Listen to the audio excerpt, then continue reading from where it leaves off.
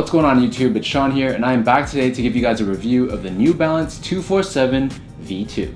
As you guys can probably tell, I'm holding two different pairs of the 247 V2.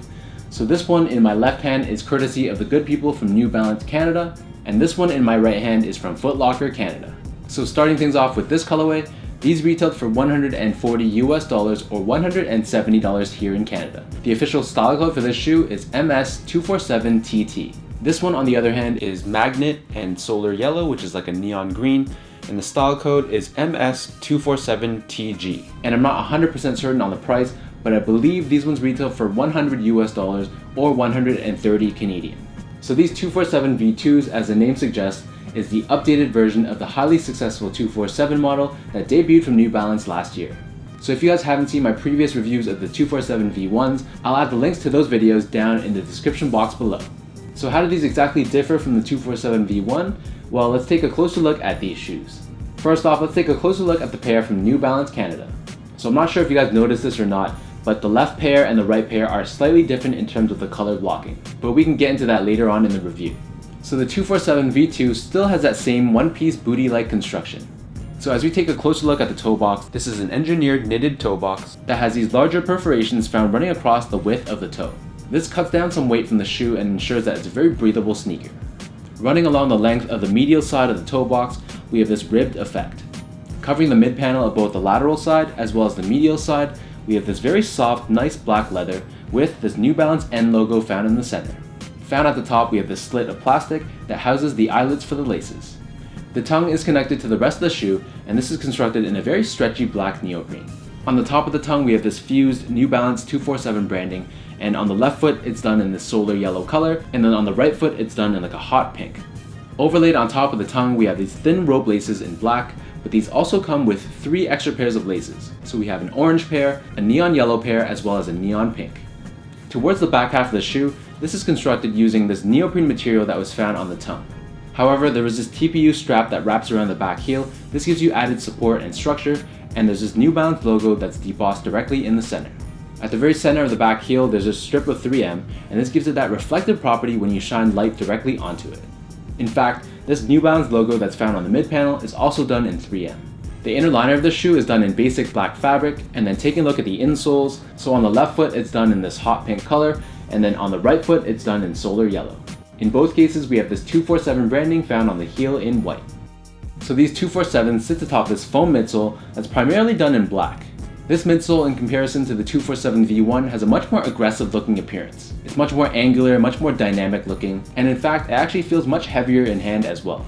Found within this carrier foam, which is this black portion right here, we have this RevLite technology, which is a special New Balance proprietary foam that's supposed to give you very lightweight, responsive cushioning.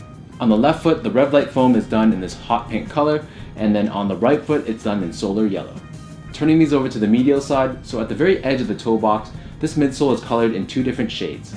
So on the right foot it's done in hot pink, and then on the left foot it's done almost in like a dark salmon color. Underneath the heel, in both cases, we have this TPU plug that's supposed to give you added stability similar to the Adidas NMD series. As I turn these over to the bottom, so the outsole itself has also been revamped. So found in the center we have this sort of honeycomb shaped pattern, and then circling around the outer edges we have these vertical lines that's finished off with this New Balance branding that's debossed at the very bottom. As you can see, the outsole colors are also different between the two pairs.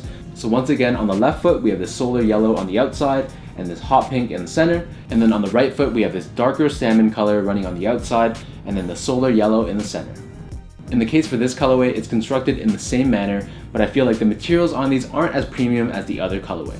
As you take a closer look at this one, you'll notice that this is constructed out of engineered mesh instead of the knit material that was found on the other colorway. It also doesn't have that ribbed effect found on the medial edge as well. In the case for the mid panel, so instead of your premium leather that was found on the other colorway, in this case it's constructed in a much more synthetic feeling material. Aside from that though, they're pretty much spot on identical. We still have that neoprene tongue, we have the hits of 3M on the side panels and on the back heel, and the fit and the cushion is unchanged.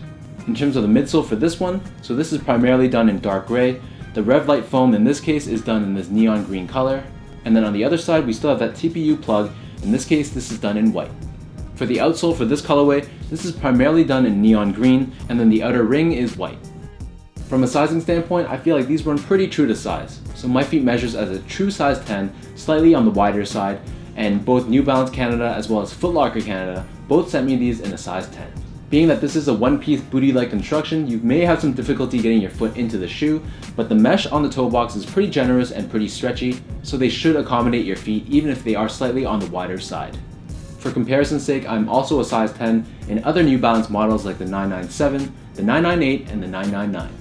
From a comfort standpoint though, I'm kind of unsure where I stand with these. So comparing these ones to the 247 V1, as I mentioned earlier, this midsole is much heavier overall, and the Revlite foam underneath the heel, I feel like it wasn't as responsive and it wasn't as soft and squishy as the original release. One positive though is that these definitely have more support and more structure, so if you're looking for something like that in your sneaker, then this is a much improved model. However, if you're a fan of the more minimalistic, lower to the ground feel of the 247 V1, then you might be disappointed with these.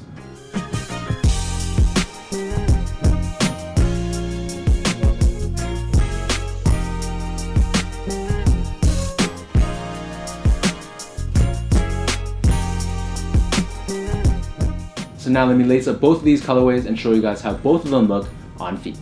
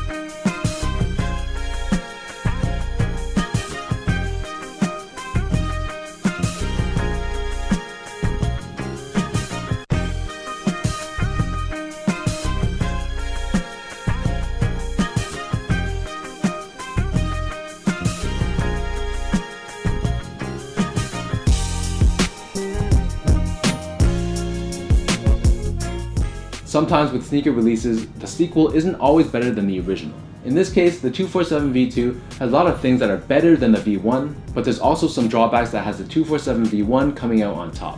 I'd recommend trying these on in store if you can, as I'm sure there's going to be a ton of colorways hitting the stores in the next few months to come.